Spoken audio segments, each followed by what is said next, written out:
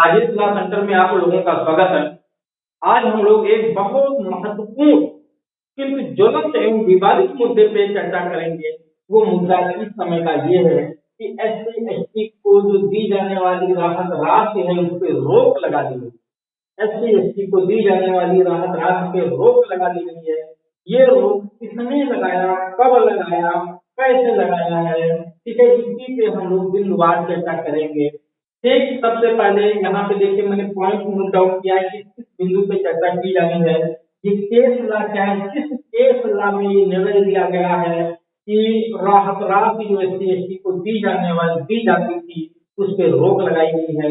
ये जजमेंट किस कोर्ट का है, राहत राशि कब नहीं मिलेगी, कब तक नहीं मिलेगी, राहत राशि कब मिलेगी और राहत राशि की वसूली, इन चार बिंदुओं पे हम लोग जो है चर्चा करेंगे।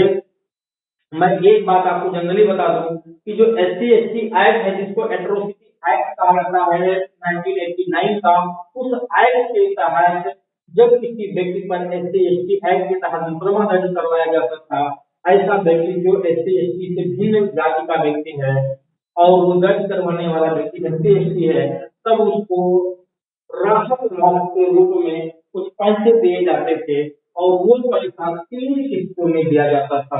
पहला FIR दर्ज होने पे 25% या 50%, या अलग-अलग मामलों में अलग-अलग ये रेशियो था। तो कुछ कंडीशन में 25%, कुछ मामलों में 50% दिया जाता था कब FIR दर्ज होने पे। दूसरा कंडीशन ये था कि जब चार्जशीट कोर्ट में पेश होती थी तो उस कंडीशन में दिया जाता था। तीसरा कंडीशन कुछ परसेंट और शेष जो है वो मामला डिसाइड होने पे दिया जाता था। कुछ दफाओं में कन्विक्शन पे और कुछ दफाओं में डिसाइड हो गया कि चाहे कन्विक्शन का हो और चाहे एक्विटल का हो, किसी मामले में चाहे दोषी ठहराया गया हो और या दोषी किया गया हो, तब भी वो किस्त मिलती थी। तो इस तरह से 3 किस्तों में पहले पैसा SC/ST को मिलता था और हर कोई जब भी SC/ST का मुकदमा बनता था तो हर एक धारा में ये पैसा दिए जाने का प्रावधान था। राहत राशि कितना किस धारा में दिया जाता था इसके मैं ऑलरेडी वीडियो बना चुका हूँ, चैनल पे पड़ा हुआ, आप लोग वहां से देख सकते हैं। ठीक है, हाँ, हमारे जो संपर्क नंबर भी है 9161113061। किसी को कोई बात नहीं समझ में आई, कोई समस्या है विधि से जुड़ा हुआ, चाहे SC/ST एक्ट को लेकर के विधि से जुड़ी हुई कोई भी और प्रावधान, चाहे उसका विकास का मामला ही क्यों ना हो, तो आप हमारे से संपर्क करके समस्या का समाधान कर सकते हैं। तो ये जो SC/ST एक्ट को दी जाने वाली राहत राशि की फिलहाल रोक लगा दिया गया है। ठीक है, अब ये निर्णय विवादित भी है, इस पे कुछ संगठनों के द्वारा विवाद भी खड़ा किया जाएगा, चाहे मतलब इसका जो है इस फैसले से असहमति भी जताई जाएगी और जो है इस पे कुछ सीमा तक जो रोक लगाया गया है वो सही भी है। हम इस पहलू पे भी चर्चा करेंगे कि ये जो कोर्ट का जजमेंट है इस पे जो रोक लगाई गई है राहत राशि दिए जाने पे, ये किस हद तक सही है और किस हद तक गलत है। फिर इस जजमेंट के वैल्यूएशन पे भी चर्चा की जाएगी कि ये जजमेंट जो दिया गया है वो सही है या गलत है, या किस सीमा तक सही है या गलत है, लेकिन इस बिंदु पे सबसे लास्ट में चर्चा करेंगे। ठीक है, उस पॉइंट को मैं यहाँ नोट डाउन कर दे रहा हूँ। ठीक है, ये है निर्णय पर चर्चा। निर्णय की सत्यता पर चर्चा। सत्यता सत्यता पर चर्चा। ठीक है, मत कुल मिला के एक पॉइंट है कि निर्णय में हम लोग चर्चा करेंगे कि निर्णय क्या वाकई में बहुत अच्छा फैसला है या कुछ इस पे टीका टिप्पणी की जानी चाहिए। मैं अभी इस पे लास्ट पे चर्चा करूंगा। सबसे पहले मैं फैक्ट को बता दूं आप लोगों को कि इसमें जो फैक्ट है वो क्या है। अभी तो मतलब ये जो केस है, ये केस, ठीक है, केस का नाम क्या है, केस का नाम यहाँ पे इसरार अहमद उर्फ इसरार, ठीक है, इसरार अहमद उर्फ इसरार एवं अन्य की याचिका पे आया है। ध्यान दीजिएगा, इस केस का नाम है इसरार इसरार अहमद उर्फ इसरार इसरार अहमद उर्फ इसरार एवं अन्य की याचिका पर ये जजमेंट आया है। इनकी याचिका थी, ठीक है, इन्होंने हाई कोर्ट में याचिका डाला था और ये जो जजमेंट दिया गया है ये सिंगल बेंच के द्वारा जजमेंट दिया गया है। ठीक है, इसके द्वारा एक सिंगल बेंच के द्वारा ये जजमेंट पास किया गया है। ठीक है। इस जज का नाम क्या है जिसने जजमेंट पास किया है? तो जज साहब का नाम इसमें जो है दिनेश प्रताप सिंह करके है। ठीक है, जिस जस्टिस ने जजमेंट पास किया है उनका नाम दिनेश प्रताप सिंह है। ठीक है, दिनेश कुमार सिंह है, सॉरी, जस्टिस का नाम दिनेश कुमार सिंह है। सिंगल बेंच के द्वारा ये जजमेंट पास किया गया है और ये जजमेंट लखनऊ खंडपीठ के द्वारा पास किया गया है, जो उत्तर प्रदेश इलाहाबाद हाई कोर्ट का एक खंडपीठ है, लखनऊ खंडपीठ, जिसके द्वारा ये जजमेंट पास किया गया। एक सिंगल जज के द्वारा दिनेश कुमार सिंह के द्वारा ये, ठीक है, जजमेंट पास किया गया है। इसरार अहमद उर्फ इसरार एवं अन्य की याचिका पे, तो अब आपको ये समझ में आ गया होगा जो SC/ST को दी जाने वाली राहत राशि है उसकी जो रोक लगाई गई है वो रोक किस कोर्ट के द्वारा लगाया गया है? तो लखनऊ हाई कोर्ट की जो एक खंडपीठ है, वो सॉरी इलाहाबाद हाई कोर्ट की जो खंडपीठ है लखनऊ, एक सिंगल खंडपीठ है लखनऊ हाई कोर्ट, उस लखनऊ हाई कोर्ट के न्यायमूर्ति दिनेश कुमार सिंह के द्वारा, ठीक है, ये जजमेंट इसरार अहमद उर्फ इसरार खंड की याचिका पे पारित किया गया है। ये जजमेंट कब का है? ये जजमेंट 26 जुलाई 2022 का जजमेंट है। 26 जुलाई 2022 का ये जजमेंट है। ठीक है, इसको आपको याद रखना। हाँ, अगर बाद में कोई और फैसला इस पे आता है, इस जजमेंट को अगर ऊपर के कोर्ट में चैलेंज किया जाता है क्योंकि इलाहाबाद का है, हो सकता है इलाहाबाद की बड़ी बेंच में, लखनऊ खंडपीठ की एक बड़ी बेंच में इसको जो है चैलेंज किया जाए तो वहां से खारिज हो सकता है, या सुप्रीम कोर्ट में जाया जाता है तो वहां से भी जजमेंट कोर्ट किया जा सकता है। तो उससे हम लोग इस बात में चर्चा करेंगे। फिलहाल लखनऊ खंडपीठ ने जो जजमेंट दिया है वो है कि राहत रात कब नहीं मिलेगी, यानी जो जजमेंट पास किया है वो जजमेंट यही है कि जो राहत रात मिल रही थी FIR दर्ज होने पे, चार्जशीट पेश होने पे, मामले की डिसाइड होने पे, ठीक है, उसपे हाई कोर्ट ने साफ साफ कह दिया है कि FIR दर्ज होने पे, ठीक है, लेकिन जो 3 स्टेज हैं, पहला स्टेज था FIR, ठीक है, FIR पहला स्टेज है FIR, ठीक, दूसरा है आरोप पत्र पेश करना, चार्जशीट जिसको कहते हैं, आरोप पत्र पेश होने पर, ठीक, और तीसरा है निर्णय आने पर, ठीक है, निर्णय आने पर या निर्णय दिए जाने पर, आने पर, ठीक है, निर्णय आने पर। तो FIR दर्ज होने पे भी कोर्ट ने मना कर दिया कि FIR दर्ज होने पे कोई राहत राशि नहीं दी जाएगी, आरोप पत्र पेश होने पे भी कोई राहत राशि नहीं दी जाएगी, और निर्णय आने पर भी, निर्णय आने पर भी अगर उसे बरी किया गया है तो कोई राहत राशि नहीं दी जाएगी। तो कुल मिलाकर के राहत राशि तब मिलेगी जब मामला अंतिम रूप से डिसाइड हो जाएगा और आरोपी को दोषी ठहराया जाएगा, तभी ये राहत राशि मिलेगी, अन्यथा राहत राशि नहीं मिलेगी। क्यों ऐसा हाई कोर्ट ने कहा है? क्योंकि इसरार की याचिका जो आई है इसमें मामले को खारिज कराने के लिए डाला गया था, क्योंकि इस मामले में 75,000 रुपया प्राप्त भी कर दिया गया SC/ST एक्ट के तहत FIR दर्ज होने पे, और बाद में जो विक्टिम है वो समझौता करने के लिए अग्रसर हो गया कि हमको मामले में समझौता करना है। तो हाईकोर्ट ने तब टिप्पणी इस पे की कि इस तरह से बहुत बड़े पैमाने पे इसका मिसयूज हो रहा है और लोग जो है पैसा लेकर के फिर मामले में समझौता कर लेते हैं, जो कानून का मिसयूज है, जो टैक्स पेयर है, ये जनता का पैसा है और उन पैसे का नाजायज उपयोग हो रहा है। तो ये कहते हुए इलाहाबाद हाई कोर्ट ने जजमेंट को राहत राशि दिए जाने के जो है FIR और आरोप पत्र पेश होने पर रोक लगा दिया। यानी इस 2 स्टेज पे जो पैसा मिलता था, क्योंकि राहत राशि 3 स्टेज में मिलता है, FIR दर्ज होने पे कुछ परसेंट यानी 25 से 50%, आरोप पत्र पेश होने पे 25 से 50% और निर्णय आने पे शेष पैसा मिलता था। तो अब FIR दर्ज होने पे आरोप पत्र पेश होने तक कोई पैसा नहीं मिलेगा, जब तक उसमें निर्णय आ न जाए, और वो भी निर्णय दोषी का नहीं, दोषी का निर्णय जब आ जाएगा तभी राहत राशि मिलेगी। तो ये जजमेंट होता है, ठीक है। तो राहत राशि कब तक नहीं मिलेगी? FIR दर्ज होने पे, आरोप पत्र पेश कोई राहत राशि नहीं दी जाएगी। तो राहत राशि कब मिलेगी? जब उस मामले में जजमेंट आ जाएगा, और जजमेंट के साथ साथ सिद्धि का तो जितना रकम बन रहा है, जितनी भी राहत राशि उस मामले में बनी पूरी दी जाएगी, लेकिन दोषी होने पे दी जाएगी, उससे पहले कोई राहत राशि नहीं दी जाएगी। तीसरा है राहत राशि की वसूली। अगर उस मामले में आरोपी बाद में पूरा समझौता कर लेता है तो हाईकोर्ट ने ये भी कह दिया है कि राज्य सरकार को ये अधिकार है कि वो चाहे तो राहत राशि की वसूली कर सकती है। अगर विक्टिम ने उससे समझौता कर लिया है तो राहत राशि की वसूली की जा सकती है।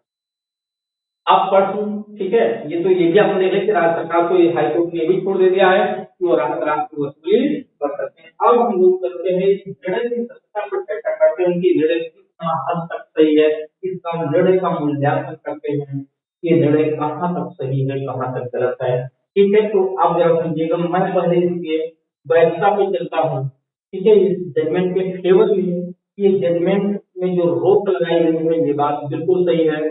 बहुत सारे लोग इस धारा के तहत फर्जी एफआईआर भी दर्ज हो रहे हैं। मैं भी मानता हूँ कि बहुत सारे फर्जी एफआईआर भी दर्ज हो रहे हैं।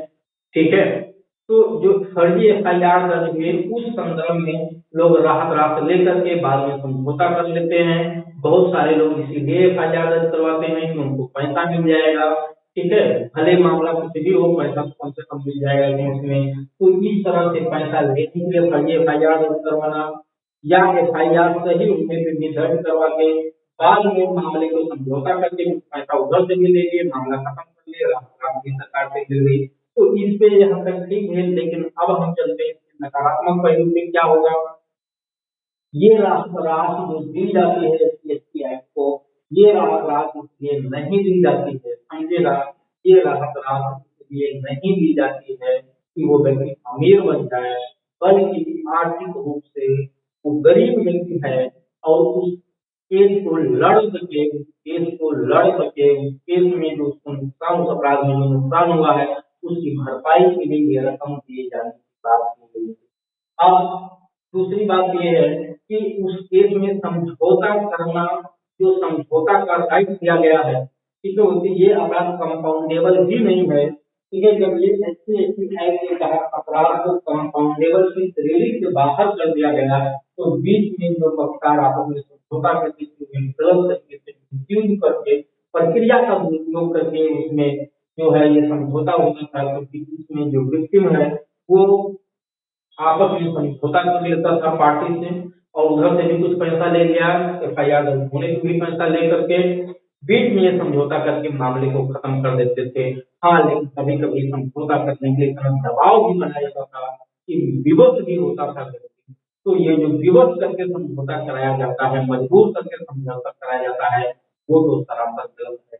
ठीक, दूसरी बात ये है कि निर्णय की जो सत्ता की जो बात है कि इस निर्णय के आधार पर जो रोक लगा दी गई है, अब वो असहाय व्यक्ति जो उसी पैसे से, ठीक है, मैं मानता हूँ बहुत सारे लोग सक्षम हैं, फिर भी पैसा उनको भी मिलता है, लेकिन जो अक्षम है अगर उनकी बात की जाए तो वो तो अब केस कैसे देख पाएंगे, अपना कैसे खर्चा दिखा पाएंगे, जिनके पास तो रोजी रोटी का साधन नहीं है, वो अपना केस उसी पैसे से ही चलाते, पैसे के बल पर पे आगे बढ़ाते थे। अब उनके तो दरवाजे बंद हो गए हैं। दूसरा, क्योंकि आप देखिए किस तरह से मेंटेनेंस में महिला केस को आगे बढ़ाने के लिए अपनी मेंटेनेंस की मांग कर लेती है, उस तरह से ये भी एक तरह से राहत राह ही था कि हम अपने केस चलाने के लिए हमें कुछ पैसा मिल जाता था, जिससे हम अपने केस को पार्टी में आगे रखते थे। अब आप यहाँ कहेंगे साहब उनकी तरफ से तो सरकार उनका पक्ष रखती है, ये बात तो सही है, लेकिन जब तक आप प्राइवेट अध्यक्षता नहीं करेंगे, ठीक है, तब तक उनका केस कैसे चलता है आगे वो तो हर कोई जान रहा है, जब जाहिर है। और जो सरकारी अभियंता भी है, ठीक है, उसको फीस तो नहीं देना है, लेकिन व्यवहार में जो खर्चा देना पड़ता है उसको भी, दूसरा आने जाने का खर्चा और बहुत सारे अन्य खर्चे भी उसमें लगे रहते हैं। तो राहत राशि जो दिलाई जाती थी वो एक हद तक सही भी था, लेकिन जिस तरह से दिलाया जाता था, ठीक है, उस पे थोड़ा सा संशोधन होना चाहिए था। लेकिन मेरे समझ से पूर्ण रूप से एफआईआर दर्ज होने पर, ठीक है, एफआईआर दर्ज होने पर और आरोप पत्र पेश होने पर जो रोक लगाई गई थी एससी एसटी को जो है मिलना नहीं चाहिए, हम इस मैं इससे बहुत ज्यादा सहमत नहीं हूँ। मेरे समझ से निर्णय ये होना चाहिए था कि एफआईआर पे भी मिलेगा, आरोप पत्र पे भी मिलेगा, लेकिन यदि इसमें समझौता किया जाता है व्यक्ति की तरफ से तो उसकी रिकवरी करवा ली जाए। अगर समझौता किया गया, मामले को बीच में खत्म किया गया तो रिकवरी करवा लिया जाए और दूसरा अगर वो एफआईआर या एफआईआर अगर फर्जी पाया जाता है, एफआईआर अगर फर्जी पाया जाता है तो उस फर्जी एफआईआर पाए जाने पे एफआईआर जिसने दर्ज किया है, अगर ये साबित हो जाए कि पुलिस अधिकारी ने पैसा ले करके एफआईआर दर्ज किया है तो उस पुलिस अधिकारी को भी दंडित किया जाए और जिसने फर्जी एफआईआर जानबूझ के दर्ज कराया है उसको भी दंडित किया जाए। ठीक है, और जो रकम पाए हैं राहत उससे रिकवरी भी करवा ली जाए। लेकिन कुल मिला के जो प्रोविजन है उस प्रोविजन को अगर सख्ती के साथ पेश आया जाता तो उसको मिसयूज हो रहा है, मिसयूज के आधार पे हाईकोर्ट ने जजमेंट को जो जजमेंट दिया है उसको पहले भी रोका जा सकता था। लेकिन राहत रात बंद कर देने से अब ये बात सही है कि कुछ हद तक न्याय भी होगा, लेकिन उससे ज्यादा न्याय भी होने लगेगा क्योंकि जो उसके बल पे केस को आगे बढ़ता था केस नहीं बढ़ा पाएगा। तो लेकिन मैं फिर एक बात कहूंगा, आप ये नहीं कह सकते हैं, ठीक है, आप ये नहीं हमारे ऊपर आरोप लगा सकते कि साहब क्या फिर आप समझा समझ देखिए मैं बैलेंस की बात कर रहा हूँ, बैलेंस होना बहुत जरूरी है कानून में क्योंकि राहत राशि जो दिया जाना है वो ठीक है, राहत राशि की रकम पे कमी कर दो जिसकी जितनी आवश्यकता के अनुसार है उसकी आर्थिक स्थिति को देख करके आप लोग उसमें कमी कर दो या उसको वृद्धि कर दो जिसको जरूर ज्यादा उस हिसाब से, लेकिन रोक लगा करके ठीक है उस व्यक्ति को केस लड़ने में एक तरह से अपन बनाने के भी समान है ये जजमेंट। ठीक है, दूसरा फर्जी एफआईआर अगर दर्ज हो रहा है, लोग समझौता कर रहे हैं तो फर्जी एफआईआर दर्ज करने के पीछे ठीक है पुलिस अधिकारियों का भी बहुत बड़ा रोल होता है, उस पर भी एक्शन लिया जाना चाहिए था, उस पर कहीं कुछ भी नहीं होता है। दूसरा जो फर्जी एफआईआर करवाया है उस पर एक्शन लेना, उस पर भी रिपीट है, जब अलग से special court SC ST act का बना हुआ है तो उस कोर्ट को पूरी तरह से मामला क्यों नहीं देखना चाहिए कि फर्जी एफआईआर दर्ज हो रहा है, ठीक है, फर्जी एफआईआर दर्ज हो रहा है तो फर्जी एफआईआर में आरोपी पे केस दर्ज कराया जाए, पुलिस अधिकारी पे फर्जी एफआईआर दर्ज कर तो उस पर भी केस चलाया जाए, उसको सस्पेंड किया जाए, नौकरी से हटाया जाए। इतना ही नहीं, जज साहब कहते कि हमें पता कैसे चलेगा कि साहब आपको तो धारा 310 के तहत घटनास्थल पे निरीक्षण करने का पावर है, आप खुद घटनास्थल पे जाकर निरीक्षण कर सकते हैं। ठीक है, अब आप कहेंगे कि जज साहब हर घटनास्थल पर निरीक्षण करने जाएंगे, जी नहीं, अगर हर घटनास्थल पे नहीं जा सकते हैं तो वहाँ कमीशन को जारी करवा सकते हैं। ठीक है, ये प्रोविजन किस लिए लिखा गया है तो आप सत्ता का तो पता लगा सकते हैं कि मामला किस तरह से नहीं है, और इतने बड़े पैमाने पे आज सबको पता है कि पैसा लेकर के फर्जी एसपीसी एक्ट के तहत एफआईआर दर्ज कराया जाता है और पुलिस अधिकारी पैसा लेके दर्ज नहीं करता, उसको पता है ठीक है कि मामला फर्जी है फिर भी दर्ज करता है, कभी कभी सही मामला होने पे भी एफआईआर नहीं दर्ज किया जाता है पैसा लेकर के। तो इन सब पे रोक लगाया जाएगा, इन सब पे रोक नहीं लगाया गया तो प्रक्रियाओं के दुरुपयोग को आप रोक नहीं सकते हैं। तो मेन रोक जहाँ मेन कमी है उस पर नहीं लगाया गया, बल्कि ये जो जजमेंट हाई कोर्ट ने दिया ठीक है ये जजमेंट काफी हद तक ठीक भी है, लेकिन मैं इसकी आलोचना भी किया कि कहाँ तक ये जजमेंट गलत चीज है। ठीक है, चलिए ठीक है, फिर मैं एक नया अपडेट लेकर के इसमें बहुत जल्द ही आऊंगा। ठीक है, केस का जो जजमेंट है उस जजमेंट को मैंने पूरी तरह से नहीं रीड किया है। ठीक है, मोटा मोटा मैंने इस पर रीड किया है और फिलहाल आज के लिए यहीं पे मैं रोक लगा हूँ इसको, और इसमें कोई गलती मुझसे हुई होगी कुछ बात बताने में ठीक है तो मैं उसको अगले वीडियो में अपने करेक्शन कर लूंगा। फिलहाल मेरी जानकारी में जितना आया है वो यही जजमेंट है। ठीक है, और आप लोग भी इसको और अच्छे से देख भी लीजिएगा, केस को देख लीजिएगा जजमेंट क्या है। ठीक है, मैं आप लोगों को एक मोटा मोटा दे दिया हूँ। चलिए मैं फिर अगले वीडियो में आप लोगों से मिलूंगा। हाँ, चैनल को आप लोग सब्सक्राइब करके रखिए, चैनल को सब्सक्राइब करके रखेंगे कोई भी वीडियो जैसे भी अपलोड किया जाएगा पूरे संक्षिप्त के साथ आपके पास पहुंच जाएगा। और इस तरह से बहुत महत्वपूर्ण update supreme court high court government के द्वारा किए जाते रहते हैं तो वो अपडेट आप लोगों तक